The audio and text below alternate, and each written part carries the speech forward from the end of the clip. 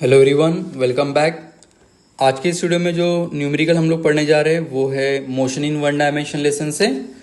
तो न्यूमेरिकल कुछ इस तरह से है। The acceleration of particle is increasing linearly with the time t as bt. The particles start from origin with an initial velocity v0. The distance traveled by particle in time t will be, चार option हमें यहाँ पे दिए हैं। तो सबसे पहले हम लोग क्वेश्चन में चेक कर लेते कि गिवन डेटा क्या है। देखो यहाँ पे दिया है acceleration of particle is increasing linearly with time t as b t. इसका मतलब ये हो गया कि यहाँ पे एक्सेलरेशन की जो वैल्यू है which is equals to b t, ये गिवन है, राइट। उसके बाद कहा है कि पार्टिकल स्टार्ट फ्रॉम ओरिजिन, मतलब इनिशियल जो डिस्प्लेसमेंट है इस केस में वो जीरो रहेगा और इनिशियल वेलोसिटी है यहाँ पे v naught. The distance travel by particle in time ts, मतलब यहाँ पे आपको डिस्टेंस फाइंड करना है। तो देखो एक्सेलरेशन से जब हमें डिस्टेंस फाइंड करना होता है तो उसका एक ही वे होता है, दैट इज इंटीग्रेशन। तो हमें क्या करना है, यहाँ पे इस एक्सेलरेशन को इंटीग्रेट करना है so that we can approach to the distance. तो देखो यहाँ पे मैं इंटीग्रेशन के लिए कुछ इस तरह से लिख सकता हूँ। एक्सेलरेशन को हम लोग लिखेंगे it is d v by d t, that is change in velocity with respect to time, it is b T.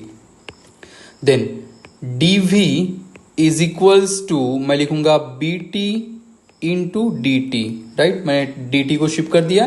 तो अब हम लोग इसको करेंगे integrate. dv is equals to bt, और क्योंकि b कांस्टेंट रहेगा यहाँ पे तो हम लोग b को इंटीग्रेशन के बाहर लिख देते, तो ये रहेगा t into d t, right.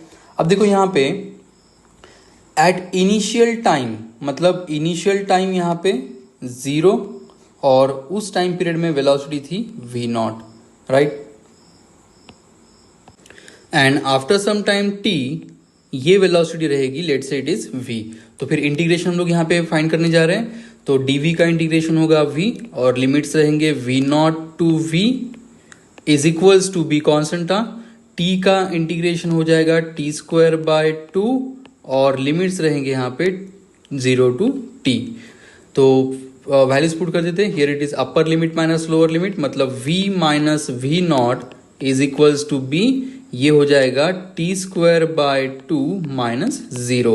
तो फाइनली मुझे मिलेगा यहाँ पे v इज इक्वल्स टू, मैं यहाँ पे लिखूंगा b t square by 2 plus v naught. तो हमने क्या कर दिया, वी नॉट को शिफ्ट कर दिया। तो ये हो गई v की वैल्यू। अब मुझे इसको फिर से एक बार डिफ्रेंशिएट करना, इंटीग्रेट करना पड़ेगा, तो हमें मिलेगा डिस्टेंस। तो चलो हम लोग इसको फिर से एक बार इंटीग्रेट करते हैं यहाँ पे। तो जैसे हमारे पास वैल्यू थी यहाँ पे v is equals to b t square by 2 plus v naught, right. तो अब देखो यहाँ पे v को हम लोग कैसे लिख सकते हैं। यहाँ पे एक चीज याद रखना है कि v not is a constant, it is not variable, right. तो इस v को हम लोग रिप्लेस करने वाले हैं इस वैल्यू से dx by d t, that is change in displacement with respect to time, और ये लिखेंगे b by t square by 2 plus v naught. Now dt को हम लोग शिफ्ट कर रहे हैं राइट साइड में, तो ये गया dx इज इक्वल्स टू हो जाएगा b बाय 2, क्योंकि दोनों कॉन्स्टेंट इसको अलग लिख देते, this is t square into d t plus v naught into d t. Now integrate करेंगे हम लोग इसको, तो ये हो जाएगा integration dx is equals to b by 2 constant है, इसको बाहर लिखो, integration t square into d t और प्लस ये हो जाएगा v नॉट, जैसे मैंने कहा कांस्टेंट था तो ये बाहर आ जाएगा इंटू डी टी। नाउ यहाँ पे dx का जो इंटीग्रेशन होगा वो रहेगा x is equals to b by 2 as it is, और टी स्क्वायर जो है उसका इंटीग्रेशन हो जाएगा t cube by 3 plus v naught as it is, और ये हो जाएगा टी। यहाँ पे हम लोग इंटीग्रेशन लिमिट भी पुट कर सकते हैं, जैसे कि यहाँ पे क्वेश्चन में कहा था कि particle is start from origin, मतलब at time T is equals to 0, मतलब इनिशियल टाइम पार्टिकल ये ओरिजिन पर था, और आफ्टर सम टाइम टी जो हम लोग यहाँ पे हम लिखने वाले हैं, तो पार्टिकल कहाँ पे गया, let's say it is eight x। तो अब देखो यहाँ पे इंटीग्रेशन लिमिट कैसे रहेंगे, 0 टू x, यहाँ पे रहेगा इंटीग्रेशन लिमिट 0 टू t, और यहाँ पे भी रहेगा 0 to t।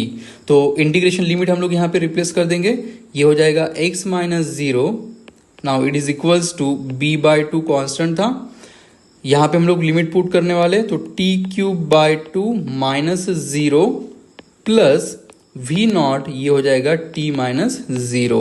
So here it is x is equals to, sorry ये 3 था यहाँ पे, तो 2 3 ज़ा 6, मतलब ये हो जाएगा b by 6 t cube plus v naught into T.